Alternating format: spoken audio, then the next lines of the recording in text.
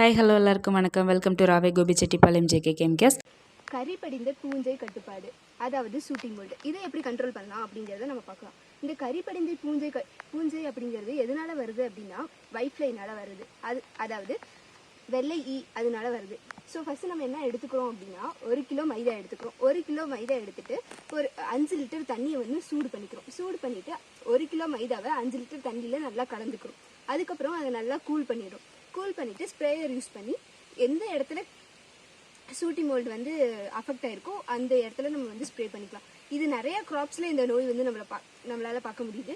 எந்தெந்த க்ராப்பில் மேஜராக பார்க்க முடியுது அப்படின்னு பார்த்தோம்னா பனானா, மேங்கோ, லெமன், கோகனட், இது மாதிரி நிறைய க்ராப்பில் நம்மளால் பார்க்க முடியுது.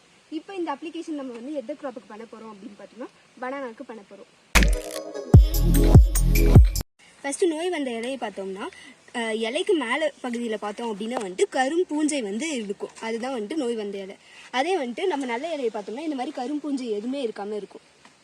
இப்போ இதை கண்ட்ரோல் பண்ணுறதுக்கு நம்ம என்ன பண்ண போகிறோம் அப்படின்னா வந்துட்டு மைதா ஸ்ப்ரே பண்ண போகிறோம். மைதா ஸ்ப்ரே பண்ணுறதுக்காக மைதா சொல்யூஷன் ரெடி பண்ணி வச்சுருக்கோம். ஃபஸ்ட்டு நம்ம இங்கே என்ன பண்ணி வச்சுருக்கோம் அப்படின்னா 2 லிட்டர் தண்ணியை வந்து கொதிக்க வச்சுட்டு அதுக்கப்புறம் 1/2 கிலோ மைதாவை வந்து கலந்து வச்சுருக்கோம். அதை கூல் பண்ணி இப்போ வந்து ஸ்ப்ரே பண்ணுறதுக்கு இது ரெடியாக இருக்குது.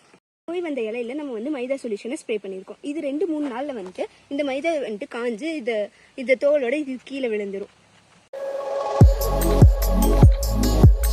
இது மாதிரி ஷூட்டிங் மோல்டு வந்து நம்மளுக்கு அஃபெக்ட் ஆகுறதுனால நம்மளுக்கு என்னென்ன டிஸ்அட்வான்டேஜஸ்ன்னு பார்த்தோம் அப்படின்னா வந்துட்டு குளோரோஃபில் கண்டென்ட் வந்து குறைஞ்சிடுது. ஃபோட்டோசிந்தசிஸ் ஆக்டிவிட்டி வந்து ரெடியூஸ் ஆயிடுது.